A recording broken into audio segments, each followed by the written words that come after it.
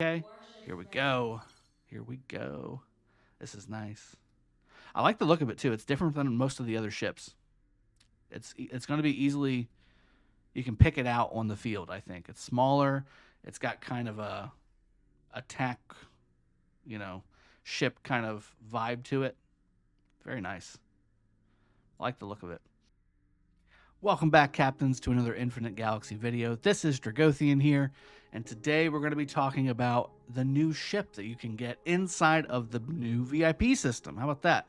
So the new VIP system came out last week alongside of a bunch of other new features into the game, and I'm on VIP 6 now. I'm able to unlock all the chests here until VIP 6, but what I want to show you is on VIP 3 is the first opportunity that you're going to be able to get this new flagship called the Hephaestus. Now, I'm going to go over in this video what the Hephaestus is. It's going to be a little bit of a mastery guide.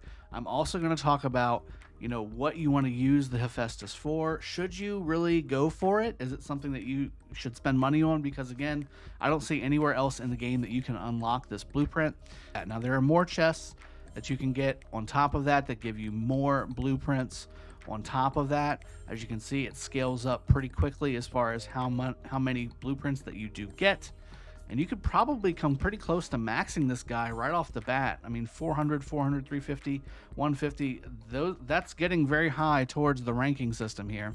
And then another 450 here. I mean, you're going to be able to, it seems like, max out a flagship using the VIP system, which is very nice. Similar to, if you guys have played Rise of Kingdoms before, which most of you on my channel have, Minna, Barca, etc. Now, comparing this flagship to some of the other existing flagships that are out there, I'm pretty impressed.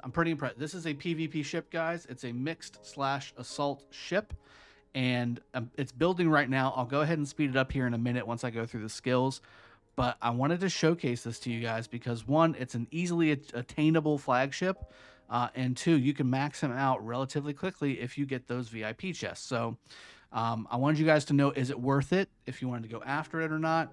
And ultimately, should you or should you not get these chests? Because it's something that it's not the norm, right? You can go and play the game and get all these other legendary ships, all these other epic ships, and they do perfectly fine. In fact, some of these are very, very strong.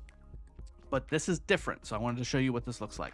So let's go over the skills really quick, and then we're going to go over kind of what you want to use him for, and then ultimately what his strengths and weaknesses are. And I'm calling it a him, I'm not sure why, but here we go. Hephaestus. Skill number 1, the Flame of Hephaestus. It's a laser weapon damage boost. Again, laser weapons are pretty prevalent in this game. As you level up your tier of ship, each type of ship is going to switch its weapon types. So what this means is, you can use any type of ship with the Hephaestus. It's not required that you have a destroyer or a cruiser only or a frigate only, although depending on what you want this fleet to become, you can use that in combination with the laser weapon damage to really make it shine. So second one is Network Fire Protocol, increasing the warship attack, which is always nice, and range. Guys, we talked about range and how important that is, especially in PvP. The more range you have, the more of an upper hand you're going to have in the fight because you're going to be attacking earlier than your opponent. This is going to help you get a few extra hits in before they even have the chance to attack you back. Very, very nice to have extra range, and of course, increasing the damage for that range is always very good. But look at the third skill, armor and shield bonuses. So we're also getting some tankiness back as well.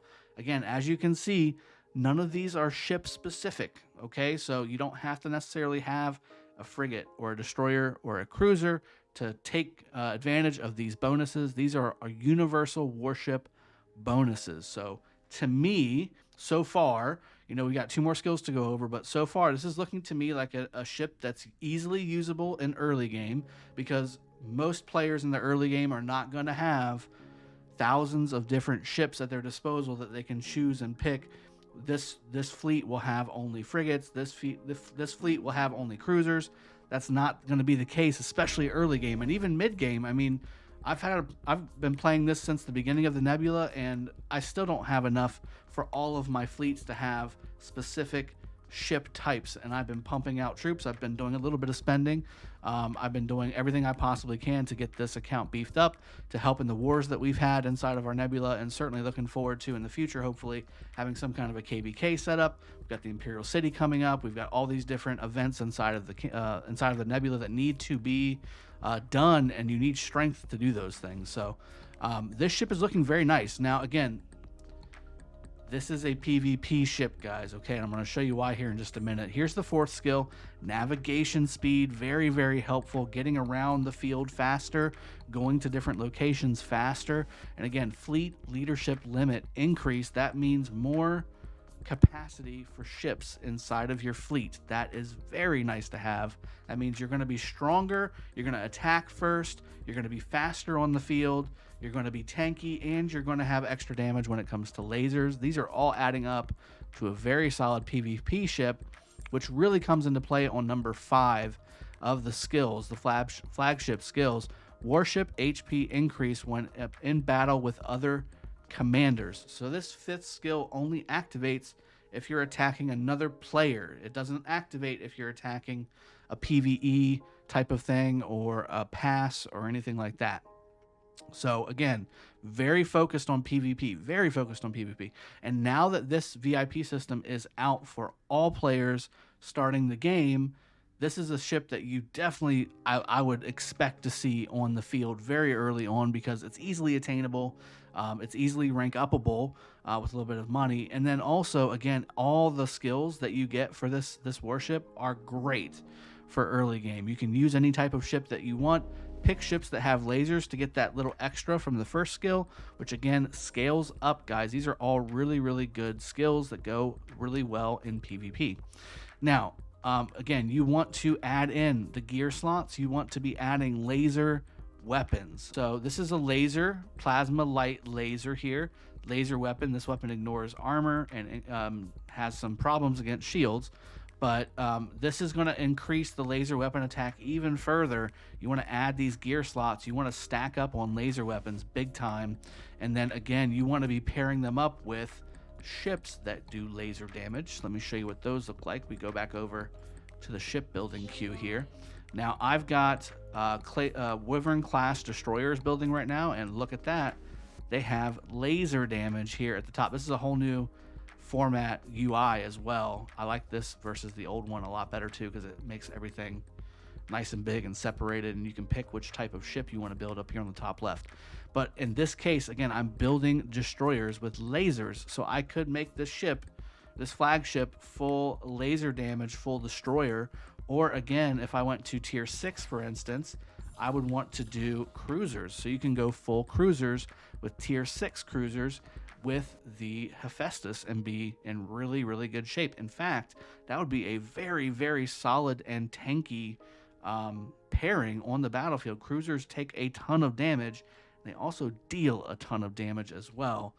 The repair cost might be a little high, but it will do some significant work on the field. So again, that's tier 7. I'm about to hopefully unlock tier 8 here shortly. And again, we jump back to the Jormungand class cruisers also having lasers. Again, you want to stick with lasers. I don't think there's any frigate lasers. I haven't seen any lasers with frigates. It's only been kinetic and missile. Yeah. So it alternates again every 2.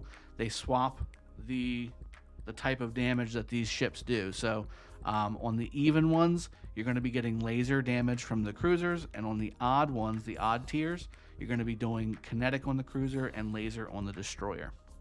So very strong here, guys, very strong. You want to obviously, again, really lock into that laser damage for the Hephaestus. And if you're looking at getting some PvP done in the near future in game, the Hephaestus is a good ship to have, because again, not only is it easily unlockable at VIP 3, which is not too hard to do, but the chests are very inexpensive, and you could, if you wanted to really kind of just get the best on the field at that point in time, especially early game, you could get that ship ranked up really high. I could see that definitely being a significant force on the field for PvP with all those extra bonuses that you get from the skills. Of course, from a crew member standpoint, we can talk about some laser damage bonuses. I would say actually the perfect crew member, the captain that you want for the Hephaestus, is going to be Helen Gremium. She's got the laser cluster damage bonuses. You're going to usually have her a little bit leveled up because she's one of the earlier ones that you get.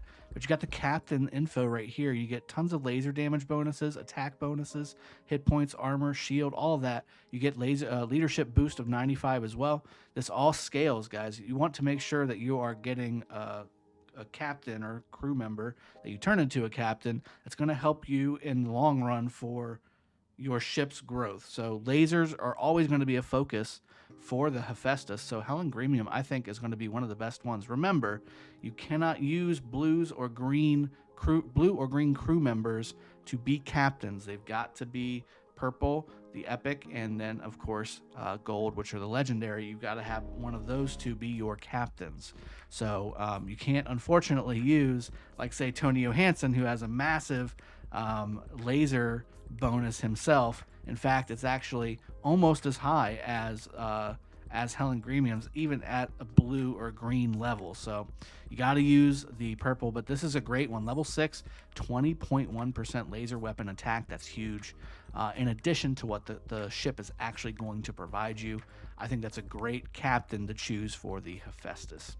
So again, focus on lasers. This is a PvP ship, 100%. In fact, inside of the skills, it says bonuses that you get when you're attacking other players. Again, massive DPS, massive tankiness from the third skill, and then again, more capacity for more ships with the fleet leadership bonuses. This is going to be a great ship and one that most people are going to want to have if they are in the game for PvP. Okay, so I hope you guys have been helped by this video. I hope you've enjoyed. I'll be coming back with some more updates on the new changes that have been coming into the game in Infinite Galaxy. I'll see you guys next time. Cheers, have a good one, and take care.